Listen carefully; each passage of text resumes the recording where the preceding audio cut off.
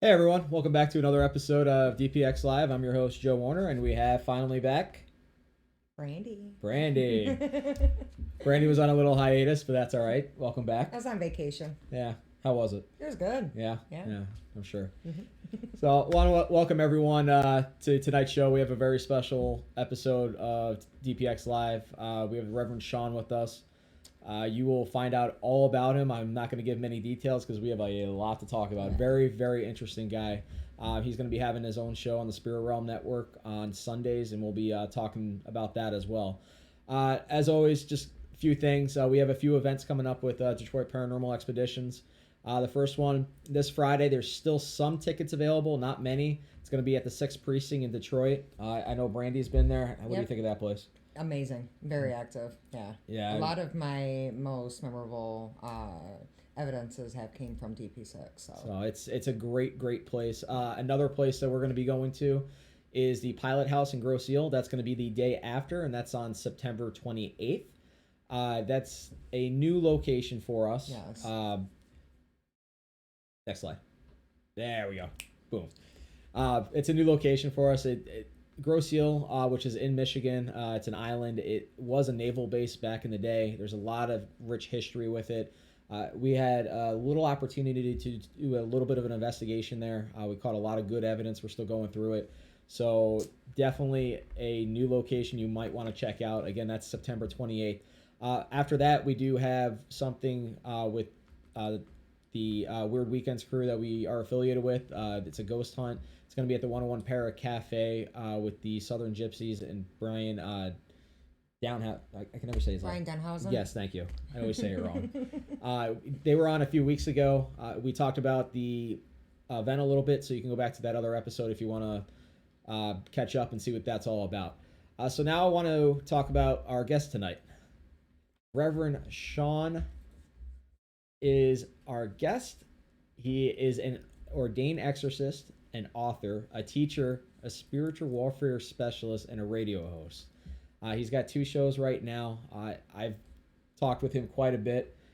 Very, very, very interesting guy, and one of the nicest guys I've ever met. So without further ado, let me introduce Reverend Shawn. Hi, everybody. How are you? Good. How you doing? Thank you for taking time and coming out tonight. Yes. No, it's my pleasure. Well, I only came for 2 reasons. One, I don't have, I have an hour till my dinner's ready. 2, I wanted to meet Brandy. So it's finally nice to get a chance to meet Brandy. You too. Thank you. You can't have her though. She's part of this show. We're not sharing her. I want to compliment you on your opening music. Your opening music is awesome. And I did something in honor of you tonight. I hope I'm not the only one. I'm barefooted. We were just talking about that before the show. Funny thing is that's pretty much what everyone talked about at work today is if I was going to be barefoot at the end of the show. So that tells me 2 things: that they like my feet and they are watching my show whether they want to admit it or not. So Absolutely. So, well, I'm glad we're all barefoot besides Not me. Brandy. I got shoes. That's all right. So again, thank you for coming on. You are from Las Vegas, correct? Born and raised, actually born I should say you're in Las Northern Vegas California, but as a very young child, I relocated back to Colts Neck, New Jersey, where I spent the first few years of my childhood. Then we relocated back to the West Coast, and I primarily was raised in the most important growing years throughout my teens and so forth in Southern California, the San Fernando Valley. Oh, wow. So you're in the hot weather, though, right now, I think, aren't you? Yes. Well, yeah. No, we're cooling off. I think it's, the last few days, week or so here, when fall hits here, we don't much hit 100 anymore. It's been in the upper 80s, low 90s now. It's really nice here now. If it was like this all year round here in Vegas, everybody would want to move here. But during the summer, yeah, it's like living on the surface of Mars. And I've been here, 30 plus years now. I relocated out here from California to Vegas. So I guess you can consider me a local now. I've earned my wings here for sure. Yeah, definitely. You've gone through enough summers, I think, to say that. Oh, yeah. So, Absolutely. so first things first. When did you start getting into your field? How did this all start? I saw spirit when I was very young. Freaked me out. The only one I could confide in was my mom. And I'll never forget, she told me they're just people like us. They just don't have a body anymore. And there's a reason why you see them. And I found out many years later that my sisters, older sisters, were very sensitive. And my mother was very sensitive. So it kind of ran in the family. And she said, if you see spirit, just ask them if there's something you could do to help them. And if you can, great. If you can't, ask them nicely to please stop bothering you. Looking back, I remember many days when I was young. My mom used to say, "Okay, we're going to take a nap now." As a kid, I hated taking naps, but she would make me. I was a little high strung, so it was probably her way of calming me down a little bit and getting some rest herself. But she would say, "Listen, don't worry about the people that you see when you're napping. I won't let anybody take you. Just grab a big old chunk of my hair, and I'm going to grab a hold of your leg real tight, and I won't let go while we take a nap." And I look back and I'm thinking maybe there was something she didn't want me to know about some of the spirit I was seeing. And I was truly terrified. But I had my first introduction to a paranormal investigation, if you will, when I was about 10 years old. I didn't know that I was actually working a case, but I was sleeping over at my sister's house. They were in college at the time. And they had, it was just like that movie, The Burbs, where it was a pretty new neighborhood in Reseda, California, but they had this one like Victorian mansion looking home that her and a bunch of other hippies rented out, and they were hardcore hippies. My sisters were too. God bless them. I love them to death. They wouldn't hurt a fly, but they were hardcore hippies. And so I spent the night there, and they didn't tell me there was a spirit in the house. And I saw this spirit when I was sleeping in the sleeping bag on the living room floor, walk down the stairs, dance across the living room, and disappear into the fireplace. Until she disappeared into the fireplace, I thought she was one of my sister's friends. But that freaked me out. I jumped out of my sleeping bag, ran upstairs, jumped in bed with my sisters. And then it was the next day, they told me, as much as they could about the young lady I saw. And then I made contact with her. She really was dead set on contacting me. So I made contact with her, and I convinced her to move on to where she needed to be. That's where her family and friends that had gone on to heaven before her were waiting for her, and not to be afraid of any judgment. Apparently, she was a young girl that died of an overdose, drug overdose in a home before my sisters even rented the place out.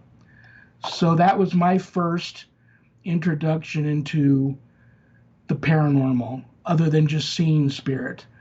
And I never looked back. I'm going to be 60 in November. I've worked a lot of cases and been involved in a lot of paranormal issues over the years. And looking back now, people that are close to me and that have known me for a long time know that I thoroughly believe in my heart of hearts that I was created by God to be on the path that I'm on right now. My father was dying of a very incurable disease at the time, and my mother prayed for God to save his life, spare him.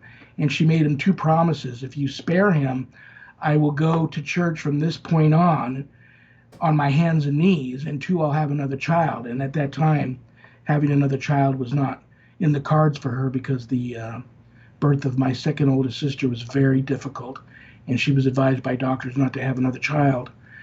Well, morning came. My father, he was in a coma, strapped to a bed, because when he was in and out of a coma, he was like a madman, and they didn't think he would live till morning.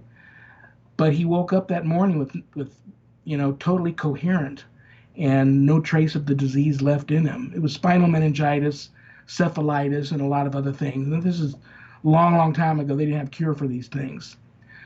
So my mom kept her promise until she was too old and physically unable to do it any longer. Every time she went to church, she did it on her hands and knees, and she did have another child. Ta-da! Yours truly.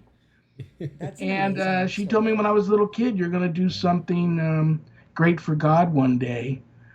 I'm not sure if she knew what that was, and I sure didn't know what that was, and I didn't realize that till a few years ago. Never really had all the cases I worked, never really ran into anything extremely malevolent or demonic. And my wife and I were co-founders. Sharon, we're co-founders of GhostBeGone.biz, the ministry, and we started that 17 years ago, right after we met, fell in love, and got married. Well, a few years after that, we ran into our first demonic case, and it was very ugly. Something followed us home from the case, took up residence in our home here for about 8 weeks. During that time, our life was upside down, and I didn't know where to turn. So I reached out into the paranormal community, met my then mentor, who helped me fight whatever this was in my home out. But that battle left my wife with 3 very rare forms of cancer, which we are still battling to this day. She's 16 years older than me, doesn't drink, doesn't smoke, far healthier than I am. So the attack was insidious. It was tongue cancer, throat cancer, medullary thyroid cancer, and she wasn't expected to live through that. So I took a page out of my mom's book, and I started going to this all-night prayer chapel around the corner of us and crawling on my hands and knees from the front door to the altar and begging for God to please spare my wife's life. This didn't happen overnight, though. My wife had a feeding tube in for well over a year. She couldn't talk for 6 months, couldn't swallow water for months. And it was brutal. I mean, many nights she went to bed and I thought, I'm going to wake up sleeping next to a dead lady in the morning. But it's been 5-6 years. She just recently had an MRI, full body CT, some other tests. No signs of Mets in her body as of right now.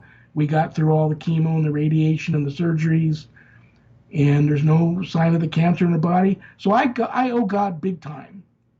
That's good. And I That's had a great. good friend of mine that I grew up with since we were small boys, knew him all my life, and he moved back east. Funny enough, in Detroit, where you guys are from. He was an atheist, and he was on his deathbed. And I'll never forget this. About 4 o'clock in the morning, he calls me. This is about 30 minutes before he passed. And he said, I called you because I just saw God, and he wanted me to tell you that Sharon is not going to die, and you need to continue fighting who's responsible for this. So, that I knew then that was my calling, that I needed to finish my training, become ordained, and continue to do this battle. But it wasn't by choice. You know, I got drug into this pretty much kicking and screaming. Mm-hmm. And but it's I guess this is what my mom knew I was going to do one day. And so, and isn't it odd that seems to be the only types of cases that come across my table right now, my desk. I'm sitting at my desk right now. That's the only, we'll work any type of case that comes our way if we can get there. But I refer a lot more of them out that are just, you know, your run-of-the-mill haunts. The darker ones I take on, and it's scary. Sharon still likes to work them with me, but they're like paranormal gangsters. They're always in my ear, telling me what they're going to do to her if we don't leave a location or if we continue on this, you know, present course of action on a case. And it's scary, you know. They always go after the ones you love. So don't mean to take up all the air out of the room. No, but that's you know, I tried to give you the abridged version.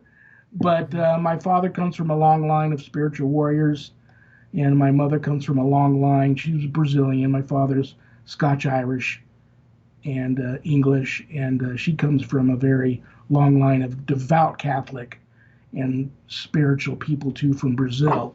So that's the abridged version, brother. Well, that's it's a powerful. Yes, very powerful story. I mean, it's crazy. I've never heard anything like that. So it's amazing that your wife is doing great right now. I mean, that actually almost brought tears to my eyes. It was. Well, yeah, like I said before the show started, I told you guys, well, you know, I'll try not to get emotional, but there's a lot of hardcore emotional things that have happened to me on my path. Yeah. And I don't want to, you know, it's our story, embarrass myself or you guys by getting overly emotional, but it is. And people need to know that these things are very real. And once they, and you just got to be careful. Yes. Not everybody who runs into these things are going to be like me. Like I know in my heart of hearts, I was created to do this. Exactly. You know, that's twice my father was supposed to die. He was saved by his guardian angel during World War II. He was floating around hanging onto a piece of wood in the middle of the ocean after his ship was sunk by the Japanese. He's a 25-year retired Master Chief from the Navy, served in 2 wars. Purple Heart recipient, worked in naval intelligence, a very credible individual. And he Yes. told a story of how his guardian angel saved him from drowning. So here he is, had he passed then, or even Hmm. passed when he had the disease that he got later on, I wouldn't be here. So Exactly. it's just like my life has been this giant puzzle Hmm. that I just, didn't really take much time in putting the puzzle together. But now, recently, the last few years, it's like I'm watching it unfold in front of me, and magically I'm watching these pieces be put into place in this puzzle, and it's Well, just it's not. amazing. I'm It, not looking forward to going to heaven after this show's over tonight, but I don't fear death. I don't fear that end of the path because, Mhm. oh man, it's going to be. Believe me, I've seen some things on some cases where I've come under attack myself and thought for sure I'm not going to get out of this. This is it. I'm done. Well, well, that And that how, that that brings us to our first question from the chat. I don't know if you can see it from Sherry. She asked, "What's been your hardest case so far? What happened? What did you have to go, or did he have to go back and do it more than once?" well, you know, fighting for years for my wife's life while she was under attack has to be the number one. But I came under a severe demonic attack, which scared me so bad. I decided to leave the field for over a year. I wasn't going to go Wow. back. My mentor said, "You got to finish your training. This was just, you know, par for the course." But it was a single mother. She had a, oh my gosh, if she's listening tonight, I forget the affliction her daughter had. It was either autism or Down syndrome. She was under attack, seeing visions of her grandmother at night, who she had never met. Her grandmother had already passed on years before her daughter was born, but she would tell her mom, "I see grandma at night. She's here to protect me from the man with no face." So I started doing that case. Now, the crazy thing is the case that where my wife originally got attacked, I worked the next 9 cases in a row that were all demonic, and I constantly go back and look through my notes and study the case files that I've put together for them. And so many interesting things. Not only were all the haunts very similar, a lot of single mothers with children with autism, Down syndrome, a number of other things, but all my clients knew each other either professionally or personally, and they all reached out to me for help. And it was like whatever this pack was, and I argue with my mentors all the time. They don't think I'm correct on this, but I believe it was a pack of demons that were bouncing from case to case, and I was right on their tail. And finally, on this one case, uh, I was there investigating by myself. That's not a good thing either. And something that looked like a giant black tornado in the doorway at the end of a hall that I could see in pitch blackness. That's how black it was. Before I had a chance to even leave or cry out for help, it was on me. And I couldn't move, I couldn't breathe.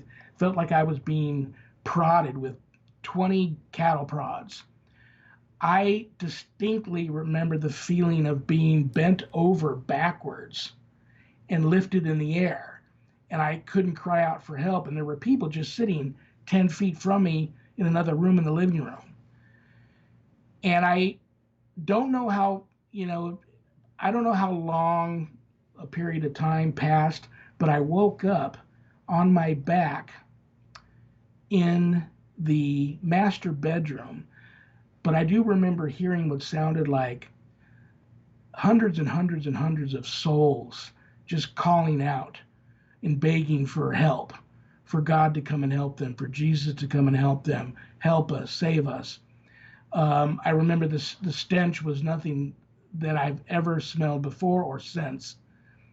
And I felt like I was being drugged to hell, and I really thought I was dying. But then I remembered hearing a voice. It was either my guardian angel or my mentor at the time. The voice sounded exactly like my mentor, and I think it was my guardian angel. She disagrees also. She says, I have that discernment that when people that are very close to me are in under severe demonic attack, I sense that, and I will astral project to you and try to help. So it could have been her, but I think it was my guardian angel saying, and the words were so simple: pray, dummy, pray. All I could think to do was pray the Our Father, which I probably said about 50 verses of it. And I woke up on my back on the master bedroom bed.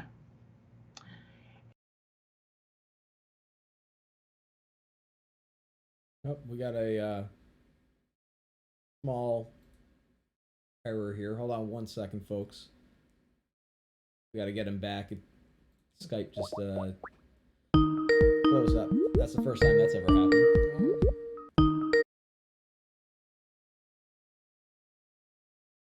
We'll be bringing him back in one second, but I mean it's definitely a powerful story that he's been talking about. It is. It really is, and that's a lot of the times you've heard me say this many times.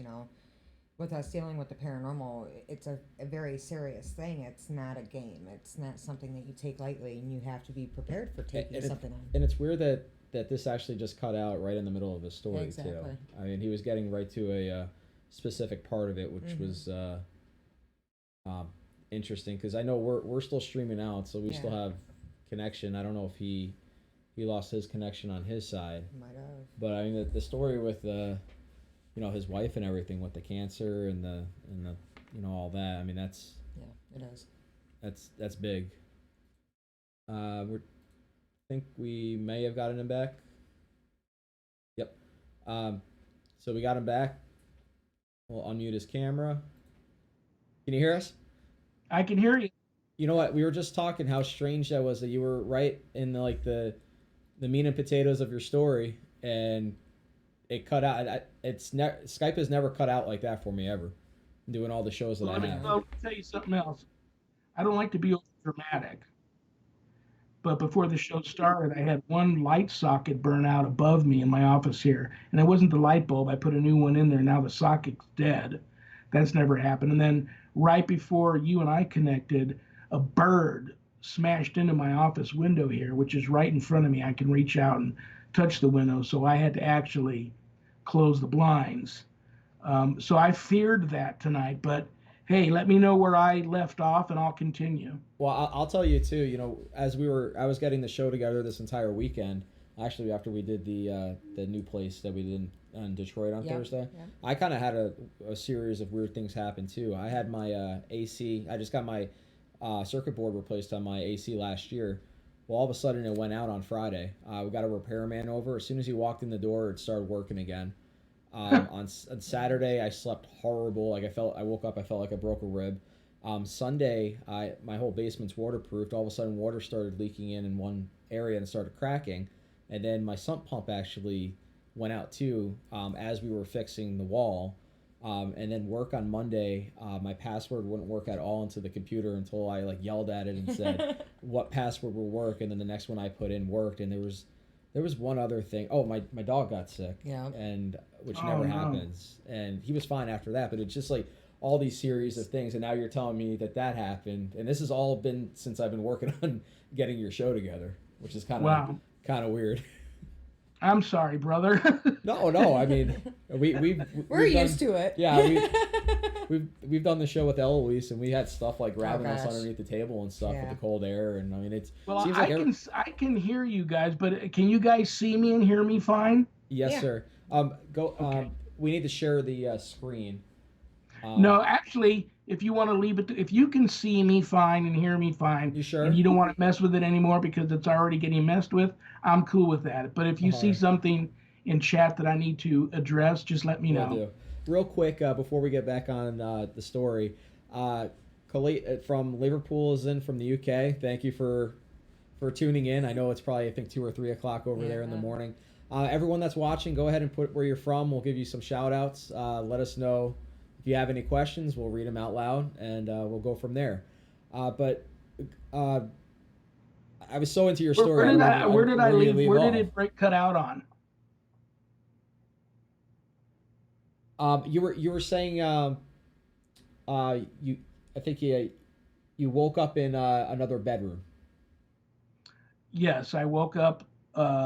Before I woke up, I had the distinct feeling of being bent over backwards. That's right. And carried off somewhere. And I remembered hearing hundreds and hundreds of souls crying out for help. And the terrible stench, unlike anything I'd ever smelled before. And then I thought I was being drugged to hell. And I heard a voice say that sounded like my mentor, but I believe it was probably my guardian angel, tell me, pray, dummy, pray. So the only prayer I could think to say at that time was the Our Father, and I probably said 50 Our Fathers at that time. Finally woke up, I was on my back on the bed in the master bedroom, which was quite a bit of distance from where this, whatever it was, first hit me in the hallway. And I sat up in the bed and I realized I had defecated and urinated in my pants. And that hadn't happened to me since I was a young boy. So I knew that something so horrible that my psyche couldn't handle reached down into my very soul and scared me so bad. I was probably dying before I was miraculously pulled back from that. And I was embarrassed. I was wearing a Redskin Letterman jacket because it was in the middle of winter and it was cold. I took that off and tied it around my waist because I was embarrassed. And I just walked out and I told the clients, I'm done for the night. I've got about as much evidence as I'm going to gather tonight. I'll be in touch. And I left and I never went back. And I left the field for a year because that's how frightening it was. Wow, and then a pastor friend of mine called me out of the blue one night and said, I have a case. I need you to work with me. I turned her down. She said, no, I'm not taking no for an answer. I need you on this case. So I owed her one. I reluctantly said, okay, I'll come and see what's up. Do you guys remember the original Wolfman with Lon Chaney Jr.? Black and white version? Can't say I remember that. You remember that movie? I've heard of it, but I've never seen it. How about the remake with Del Toro? I've seen that one. Benicio del Toro. Do you remember the remake? Mm-hmm, I do. There's a character in there, Minerva, the gypsy woman. We went to this apartment and we knocked on the door, and when she opened the door, I kid you not, I was staring at Minerva. It was an old woman from the old country, like the Ukraine, who was claiming that she had captured demons in her luggage and to take her luggage. I reluctantly took it, but I knew that it was in this luggage was everything she owned. But Sharon came with me on this one, and I'll tell you, we even at one moment thought maybe she had abducted some children and stuck them in this luggage because we were hearing noises coming from the luggage and visually seeing the luggage move around. But we just knew that there wasn't children in there or animals. She said, whatever you do, don't just throw it in a dumpster or throw it in the trash, because if someone comes along and opens this luggage up, the demons will get out and come back for me or go after you. So, do an exorcism on the luggage, which is exactly what I did. But then I took the luggage back to her because I knew it was everything that she owned in her life. She was so surprised when I brought the luggage back to her because that's all she had. But when I came back, there were still demons in her apartment, and they were really, really not happy with what was going on. So I asked everybody to join a circle and hold hands while I took us into prayer. And I went into a trance during that prayer and glanced up and actually had a vision of the Holy Spirit above me. And while I had that vision, the Holy Spirit made all the demons leave the apartment. And when I came out of this trance, everybody in the circle is staring at me wide-eyed, like they know something just happened to me. They're not sure, but they're all staring at me wide-eyed. And I never told them what happened until I got home, and I just broke down into tears, and I called my friend up, the pastor, who was driving on the freeway at the time. And I told her what happened. She actually pulled over on the side of the freeway. And I hear all this commotion going on. I'm all, what are you doing? She's all, I am actually on the side of the freeway out of my car dancing around, so happy for you that you had a vision of the Holy Spirit. You know, I've been a pastor most of my life, and that's never happened to me, and you get the vision. So it was kind of funny. I would have to say, long story short, my wife's demonic attack and how we're still battling that is the worst case. But second was my attack that had me leave the field for a year because it just scared me that bad. But you know, I know now that God's on my side, and You're doing some if you, great work. Yes, definitely. Definitely some great work. Speaking of, I think your wife's in the chat. Sharon? yeah, probably. I can't Sharon? see the chat, but she probably is. She's on the other side of the house preparing dinner, and Aw. she thought she might, if she had a moment free from, I think she's making fresh angel hair pasta with marinara and meatballs, and bought some fresh garlic breadsticks. And I think we should just. we're going Italian tonight, so I think she probably had a break in the action there, decided to log on her laptop and I watch a got little some. bit of the show. I got some Little Caesars pizza upstairs. Tell her I'll be on my way after Yeah, the show. yeah. We'll be on a flight Well, I'll out tell there. you what, you know, you can look at me and tell that I don't miss many meals. I love to eat. I'm working on it. I'm back to Me working out again just about every day and watching what I eat. But definitely, Italian food is possessed by the devil, and that's all I'm going to say. Yes, I agree. 100%. Real quick, before I miss them all, Cindy from Henderson, Colorado. I know there was one or two that I missed, and I do apologize. And then I got Amy just came in the chat. Jim from the Spirit Realm Network from California. Hey, Jim. Hope you're enjoying the show. Oh, we can scroll up even better. Wayne, that's good. Wayne Holt from Missouri. Mary Japel Snipes. I hope I said your last name. I'm really not good with names, unfortunately. From Somerville.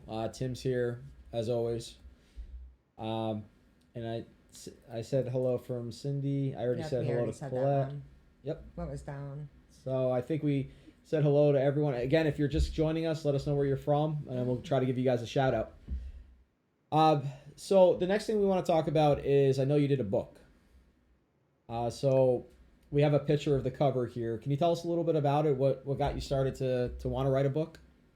Can you believe I wrote a book? I still can't believe I did that. And people ask me every day, when's the next one coming?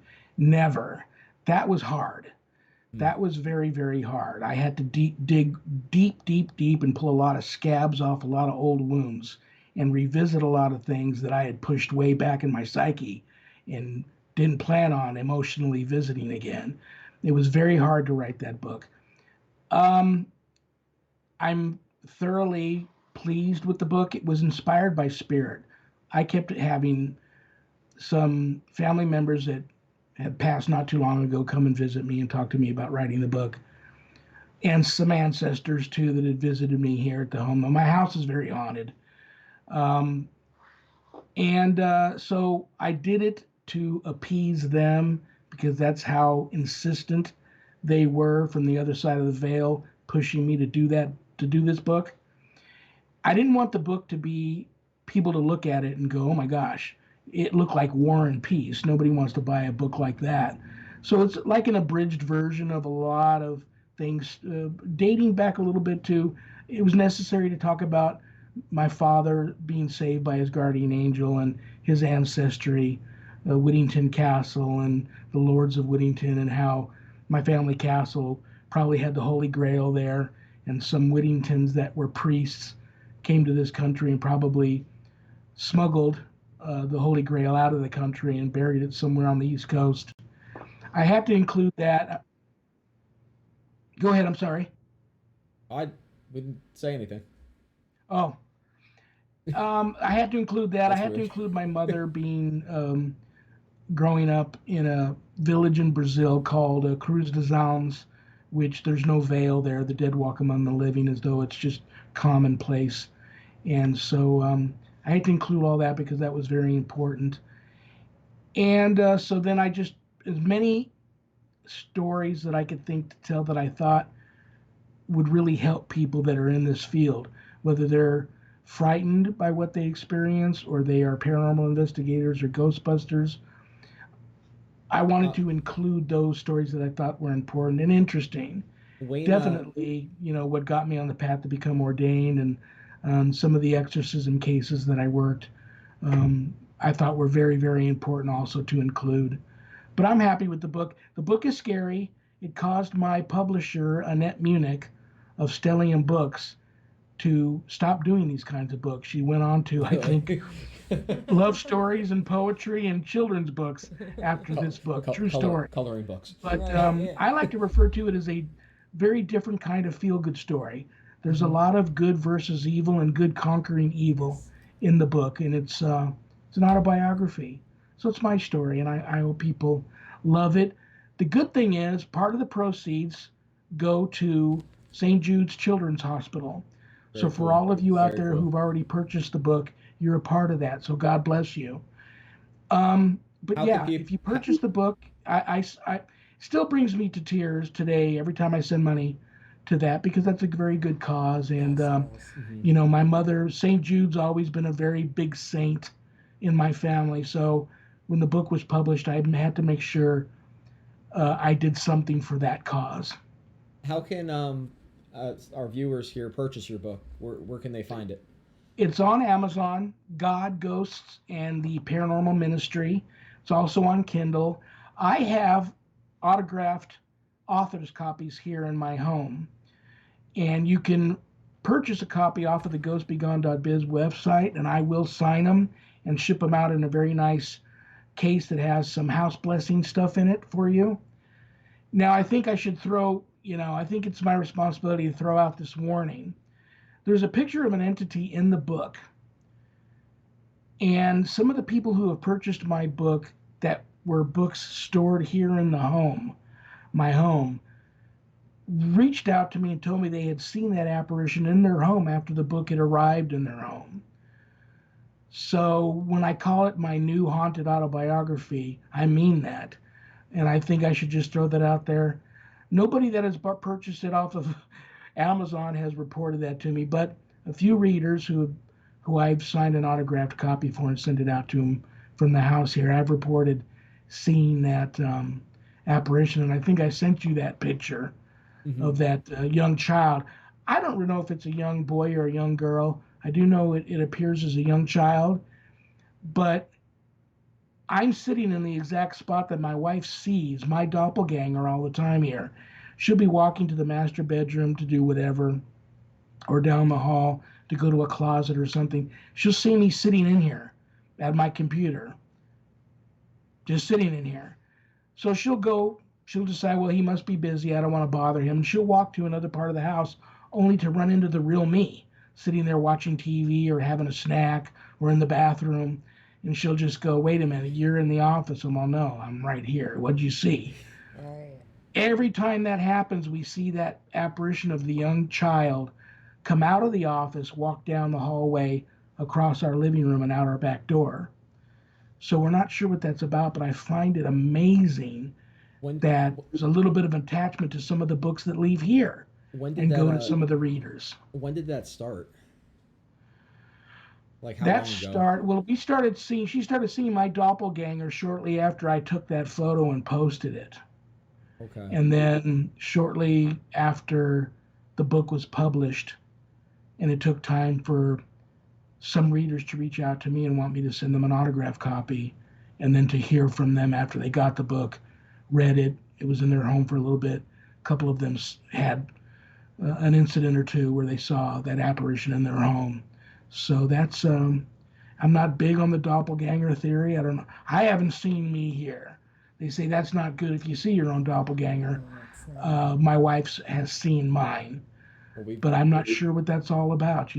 we've had that happen with our group before. If Yes, you we want to have. talk about that real quick. Well, Todd and Jeff had experienced the doppelganger situation where um, Todd had believed that he had seen Jeff. It was actually at Waverly Hills Sanatorium in Kentucky, and which was what was weird was is that when that happened and after Todd had seen Jeff and heard him in the hallway, Todd had received a phone call from Jeff's phone and was literally talking to Jeff, so he thought.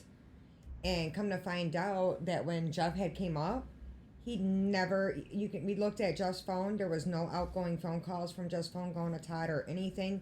Todd or Jeff was all the way downstairs, probably like on the third, we were on the third or fourth floor, and he was all the way like in the basement area.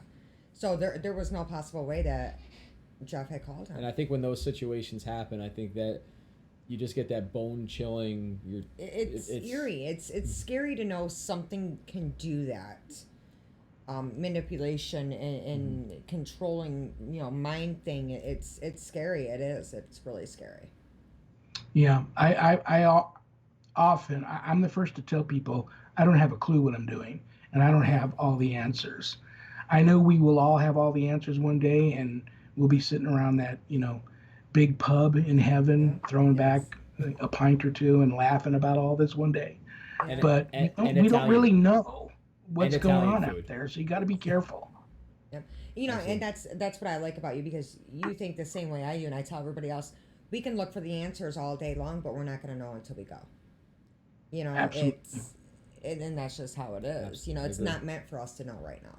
We're just scratching the surface because it's a passion of all of ours. It is. At the end of the day, we're never going to get all those answers because it's always going to be changing, and I don't think they want us to get all the answers either. And that's my opinion. Yeah, that's a sound, very, very sound theory. It's like there's, something going on, something that they all know. I just find it so crazy that they can see us and hear us, and we can only hear and see them when they allow it, and they know everything that's going on. Yes. And we're, they're all in on the joke, and we're not. Yes. But we'll get the punchline one day, and we'll see how we do. I think they laugh at us when we buy thousands of dollars worth of equipment and play around with us, holding big boxes and everything, and they're just surrounding us. Yeah. We do got a few more questions in the chat. Sure. Someone did ask, do you work with paranormal groups or do you normally work by yourself? Now, it's only with my wife because I know by myself's not good, but it scares me to still bring her on cases after what she's been through. I don't have a problem working with paranormal groups if it's just, I suspect it's just your run-of-the-mill haunt. Mm-hmm. Unfortunately, I worry about taking responsibility for what might happen to others if I take them into much darker cases. So I try to avoid that. But I get a lot of cases that come across my desk. I'm so overwhelmed that I do refer a lot of cases out to other teams if I think it's just, a typical haunt or something, an elemental attached to the property or poltergeist. I will refer that out to teams. Gotcha. If it was a huge location, I could see me bringing in a team simply because you've got so much ground to cover. But I worry about that. I worry about people. It's a lot of pressure to be responsible for people that you bring in on a case, and if they get an attachment or they get attacked at a location, it's heartbreaking and it's scary. So I worry about that. And I can agree with you 100% because the place we went to last Thursday, the way Brandy got affected, it bothered all of us. Yeah, it was really bad. And I've never seen her get the way you did that quick too. Yeah. I mean, it was. I always usually have my guard up, and we knew nothing about this place. No, it was a very new location. Usually I go into a location, especially if it's new, my guard up 100%, and I slowly let my guard down based off the feelings of the building. But it was so bad to where it came eye to eye with me. I mean, it would not pass a threshold of a one whole room. It just stood in the hallway, and it just stared me right in the eyes. And it was bad enough to where I told Jeff, because Jeff's like, well, I'm going to go walk up to it. I said, look, she's very, very angry. And he's like, well, I'm going to walk up to her, and you just let me know when to stop. He must have took like 3 steps. And I'm like, don't move anymore. The way she just moved her head and she just cocked her head at him, I ran behind Todd, and I started bawling my eyes out. And I never cry on any investigations. No. I cried one time a couple years ago when I was being taken over, and that's it. And this was The only thing I could describe her as is in between the Grudge woman and the Exorcist lady on the Exorcist movie. That's what she looked like to me, and she had blood all over her gown. So it was just really, really, it was just disturbing. The whole building itself was very heavy. It was. I mean, I know I said that as soon as I walked in, and for whatever reason, I just went straight down to the basement, and that's where we finished the night. Was down there. We were only there for what, an hour and a half, I think. Yeah, and she was also starting to take me over until, I took knowledge of it and took a grasp of it because I was getting so angry that I wanted to actually jump them and start beating on them because I knew that the men didn't belong there because of what supposedly I was picking up on what they had done to her. And we got a lot of stuff come through the box. Yeah. But that's going to be for a different day, a different, and we could talk about that off camera too. Yeah. But we could go more in depth with that. But we got a ton of questions coming in now. Christopher, part of our group, Christopher. How you doing, Chris? What makes it different for you from a normal haunt and a demonic haunt? I wish that was an easy answer. You think that would be so self-explanatory, and I can best describe it as one is if you know what you're doing, you can bring relative closure to a case. If if it's I'm not big on residual haunts. I've debunked a few of them. I think to one degree or another, they're all intelligent. Elementals, I deal with them all the time. And you can get a family to kind of, buy into what you're trying to explain to them is going on and the types of things they should do to try and maybe coexist with this, or even at least help them push it on to move on. The demonic cases, the very dark, malevolent cases, you're stepping into a situation of life and death. And there's no gray area. There's no middle ground. Mm-hmm. People are going to die if you're not careful, and it might be you.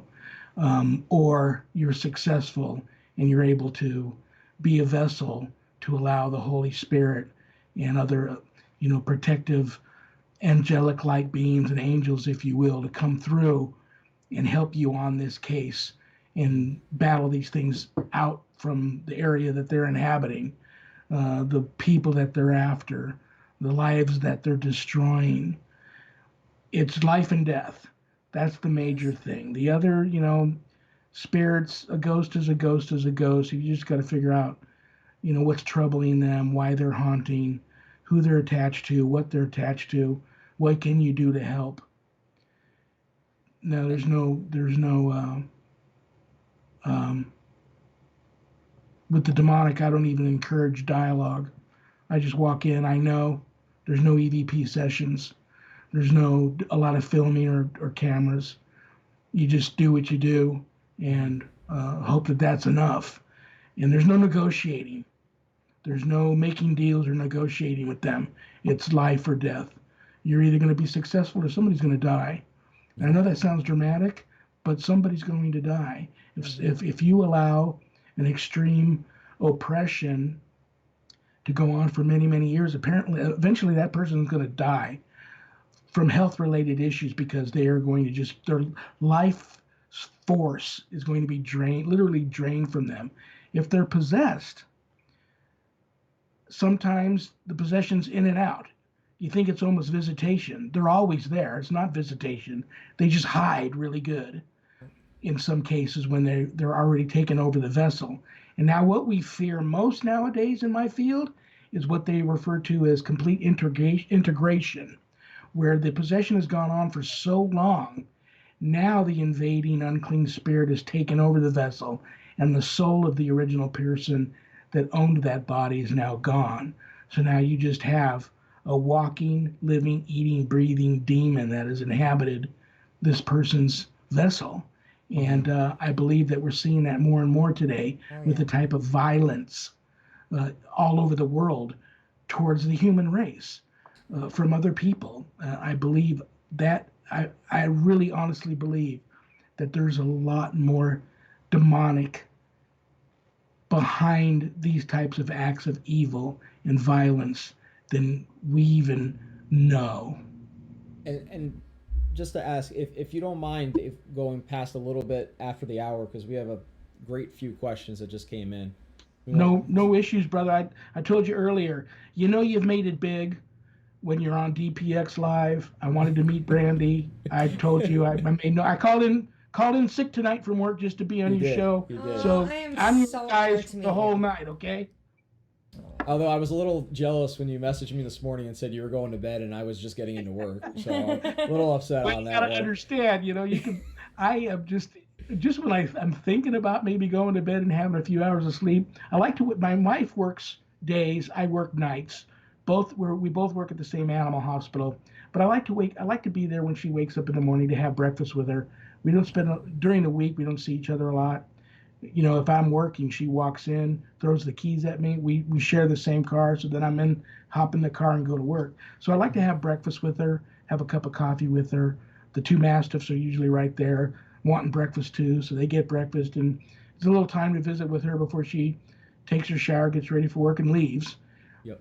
Then it's like I just don't have time, man. There's so much going on. Just when I think, oh, I might catch a few Z's here, I get a phone call or I get a message, or I have students that are always reaching out to me That's how it works. through the Worldwide Society of Exorcists, the course I teach. Just a lot going on. So I don't get much sleep. It's terrible. I got to find a way to manage my time a little bit better, and because I'm just like everybody else. You can tell when your health is failing a little bit, and not getting enough sleep is taking its toll on you. So I got to work on that big time. Got to balance.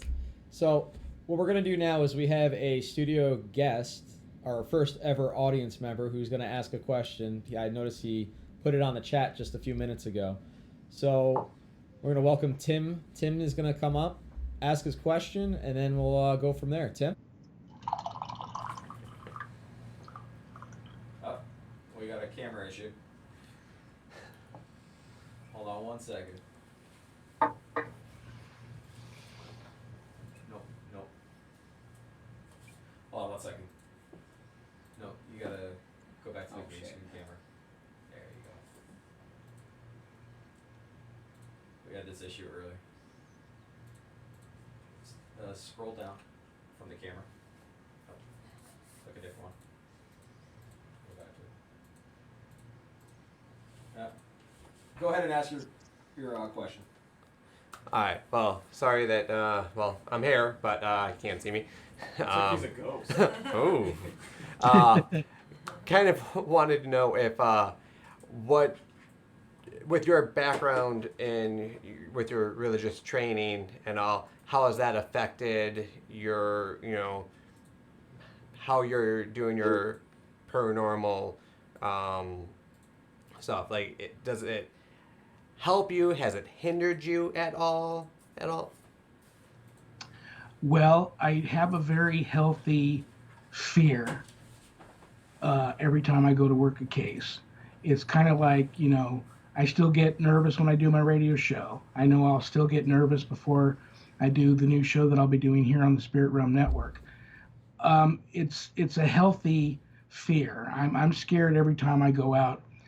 And, people in my field, they go, there should be no reason why you should be scared. God's got your back. You know that. I know that. But there's a lot that can go wrong.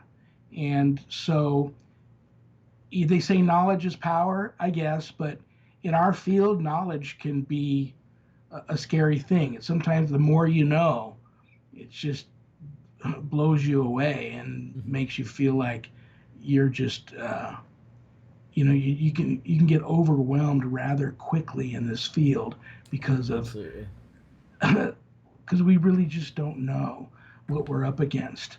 So that's the only change it's really made in me is like I walk on eggshells. I'm very careful where I tread, what I do, what I say, what I think, and how I approach cases because of all the things I've seen and heard. And this, it's not, it's not a reality TV show. Exactly. What guys like DPX and what I do, it's not. There's a spider. So that's the only thing that's changed about me is I'm just much more aware of how to approach things. Now, I have one question because I've seen a lot of people ask this. What do you do for protection? What do you use as like to carry on you and stuff like that? Well, That you I don't use know the if you can most of? see, I do have I am wearing a rosary Yeah. that was touched and blessed by the Pope. It was made for me in Italy. I've got a couple of these actually, different types, but I also have, I never go anywhere without this. This is actually the cross that my father was wearing when he went into the water during World War II and floated around hanging on to this piece of wood, and was actually when the ship came to save him, he was too weak to climb up on the ladder to get on the ship, and they didn't know he was down there, so they were starting to take off. And he said, "Well, they're going to drag me back dead, but they're not going to leave me here." And he found a piece of rope in the water and he tied it around himself. And he actually felt himself start to get pulled in the water. And he heard a deep voice say, "There's one more over the side." And he looked up and he said, a very muscular, big sailor jumped over the side of the ship and, hanging on with one hand, grabbed him by the scruff of his neck and just tossed him onto the deck of the ship. And my dad passed out for about 48 hours. And when he woke up, corpsmen were taking care of him. And he scoured that ship to find this sailor to thank him for saving his life. He couldn't find this guy. Nobody said there was anybody on that ship that even resembled the description. And nobody even remembered seeing the incident. Wow. So I pray to my angels all the time. I'm in constant prayer to my guardian angels, anybody that'll listen, God, Jesus, the Virgin Mary all the time, Saint Michael all the time. I always make sure I have something on me that I know is like a religious relic that carries a lot of power. And I just try to be a good person, you know. And I got two things to add real quick. One, you sent me some stuff, and I've been carrying it since you gave it to me, and I have it actually all still in the same bag with the note you gave me, and I've been carrying it since you sent it to me. So Very cool. Has it helped? Yes. I think so. Yeah. I mean, I think it's helped a You can lot, wear especially. you can wear the scapula. You can even attach that. I believe I sent you also a St. Benedict medal. Yep. Yes. Yeah. They're both from Italy. They're both from the Vatican. You can actually attach your St. Benedict medal to your scapular and wear that. Okay. Scapulars are best under the shirt against the skin, because also for two reasons. One, it's just a comfortable way to wear them, but they hang low in the front. So you're always catching it on stuff if it's outside your shirt. But Joe, try to wear that more than just carry it. Absolutely. But that's okay if you want to just carry it. And I hope it helps you a lot, because some very powerful holy people have laid hands on those items that I sent you. And I knew that you were having some issues with an attachment. And so I'm glad that's going to make me really feel good tonight when I think about you later, that it helped. And I think everybody else should know that you're going to be my producer on my new show. So everybody should know now that if we have any technical issues, it's your fault. Jaden. That way, Jaden. Jaden's at the computer right now, so we'll blame him. But I am excited to produce your show. I've been working on it. I'm thoroughly enjoying the conversations we're having right now. Yeah. So now that I get to sit back and watch you with your other guests and learn more about what you do, and you know, some of the stuff that your other guests are talking about, I'm really, really looking forward to it. I hope it's good. I told Jim, and Jim, all I know him by is Jim. He's the mysterious Jim that has reached out to me a couple of times. First couple of times he reached out to me, I turned him down. And I feel bad about that, but it's only because I'm so overwhelmed. I didn't want to not care about doing a good show on Sunday nights for him and make him or the network look bad. So I'm all in, but you know, I don't know what I'm doing. Well, So, and like I told and you, I don't know what I'm doing on my other show. I've been on there 4 years. It's doing well. I'm just going to be myself and try to bring on some very interesting people. And I want people to come to the show like it's their weekly supernatural support group. Come and mingle with like-minded people such as themselves. Let their hair down. You know, reach out to me live on air for anything. and just come and have a good time for an hour on Sundays. I'm going to be squeezed in right after the afternoon football game for all the football lovers and right before Walking Dead. So it's a good time, 5 p.m. Pacific on a Sunday starting October 6th. I'm looking forward to it. And I know you're going to do a bang-up job, Joe, running things. So I'm looking forward to it also. And like I told you, just like doing this show, all you had to do was turn the screen on and enjoy yourself. It's the same thing for your show. Turn your screen on, and I'll take care of the rest. Yeah. So that's what I want you to do, is be comfortable and have fun. Well, we can let everybody also know that I don't have a clue how to do the computer stuff. That's another reason why we worked it out that way. I mean, all I've ever done was radio, so the whole camera and all of this stuff. I mean, my gosh, I get on here and see all the stuff you guys are doing, and it blows me away. You guys are like a big time network. I am Eyebrows Productions, so I just show up. I don't do anything. I just sit and look pretty. You just come right before the show, Yeah. and then we give you some earphones and tell you to sit down and just look at the camera. So You'll probably get requests after tonight to start doing the show barefooted too, so just be ready. Probably. Yes, I know. Now, I'm going to tell everyone they might be upset. The other camera is not working too. Yes. And like I said, all the technical stuff tonight is really It's weird crazy, because we just updated everything and everything was working perfect last week, this week, up until about, 30 minutes before we started the show, we were started having some issues. And then, like you said, your socket with your light bulb One of the busted brand and- new light sockets in my overhead ceiling fan went out. And I just thought it was the bulb, so I replaced it, and then I found out the socket actually went bad for some reason. And then, Jeez. I mean, just before we went live, behind the camera here, I can reach out and touch it. You guys can't see it. Is a big window in my office here, and right outside of that is probably the second most haunted area of the property. It's my pool, and my pool has been drained since shortly after we moved in because we always had paranormal issues with it and couldn't figure out why. So we finally decided just to drain it. And I was out there one day doing some gardening. Something I couldn't see actually tossed me in the deep end of the pool, and it's drained. So that really hurt. Oh, Yeah, yeah. I would. I don't go back there anymore, hardly ever. I went out there with my plumber a few months back because we had a pipe break back there, and he was right in the middle of working, and he squatted down in a catcher's position. All of a sudden, he just stops working. I'm out there the whole time with him, and he wondered, you can go in the house and relax, dude. If I need anything, I'll come get you. Well, no, I want to hang out with you because I worried about him a little bit, but I didn't tell him why. He just all of a sudden stops working, looks into this big oleander bush, and just stares there for like a minute or two. Then he slowly gets up and stands to his feet, still staring into the bush. And then all of a sudden, really quickly, he jumps back. And then his head follows something through the bush and off to whatever he saw left. He turns to me and he goes, "Did you just see that?"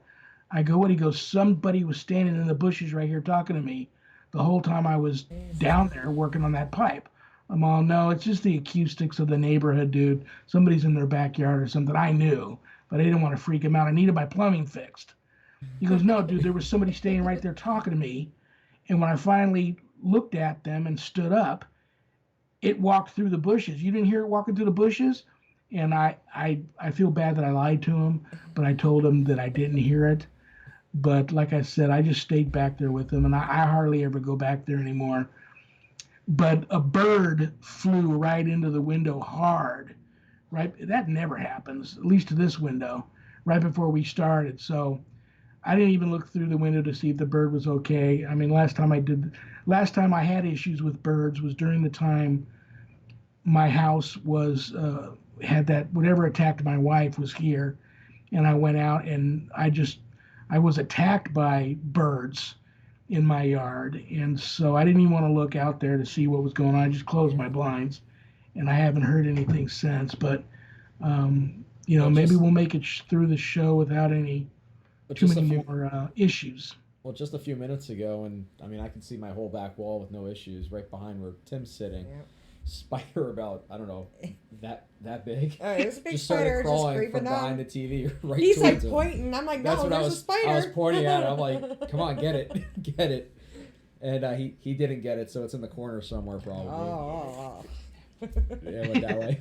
I can't do So one last question I want to ask, and then we're gonna wrap it up because I want to keep a lot more. There's more things because we're definitely having you back on without a doubt, for sure. without a doubt. And I also want to try to because Brandy and I we're gonna go to every other week here soon, just because it's kind of my busy season. I also ref ice hockey, and then I still got work and. I want to do good quality with the shows, but we're going to try to do a live feed maybe once a month where we go to a location. And one thing I'm going to try to do is maybe bring you in remotely, if you don't mind, like through a phone or something, and bring you in, and I can actually hook you up to a projection screen TV so people can see and everything like that. So kind of doing some different elements where it's not just us. It's also going to be guests that I've had on the show that want to come on and kind of investigate with us remotely. So if you're interested in doing that, I would love to have you with us. Absolutely, brother. You know my schedule. Awesome. I work Tuesday through Friday nights.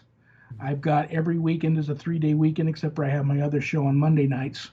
But you know this field's important to me. It's my passion. If I have to, move my work schedule around a little bit to make your show a live feed. I know you're primarily on Tuesdays, correct? Yes. I'll make it happen, brother. Don't worry. Awesome. But you throw the date and the time at me when you know it's going down, and I'll make it happen. We'll do. We'll talk about it since we'll be talking pretty much all week coming up since we got your show. Yeah, I got a long weekend coming up, 5-day weekend. We need to get together and do a couple of live runs. Can you still hear me? I can. All right. We unfortunately lost our feed. We had more issues, shockingly. I know people are gonna come back up here in a second, but we'll probably just end it here. So Shawn, thank you for coming on. Yeah. You got it, brother.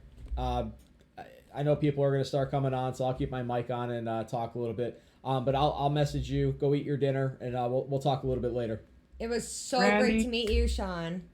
It was a pleasure to meet you. Thank you so much for being so kind to me tonight. You too, Joe. I love you both. God bless you both. You too. And stay safe. Be careful. Yes. You do the same, You and do, we'll talk here real soon. All right, guys. We'll talk to you later, okay? Bye. All right, bye. Bye-bye. All right, so Are we running live? just hit the regular transfer button. Don't worry about the tear deck. There we go. All right, we're having major technical difficulties out of nowhere. Have no idea where any of this is coming Look at our from. feet. Oh, now my camera's working. Go ahead and you just go to that one. Just keep the mic on. Just lower the volume on it. Thank you everyone for tuning in. This is probably take 2 because we got 2 feeds. At least we got everything kind of going. Yes. I apologize for the minor errors. I have no idea what's going on. It happens. I've had 0 issues with anything all week until the show. Very special show next week. Another great guest. Thank you everyone for tuning in. As always, if you have any questions, go ahead and send us an email. Let us know how we're doing. We got some special things in the work. Joe Warner, Brandy, we'll see you next week.